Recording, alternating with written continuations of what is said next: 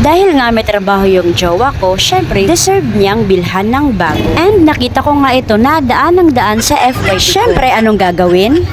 Dumating na nga ngayon itong in-order ko online na para sa partner ko. Ito nga ay ang cargo pants 6 packets.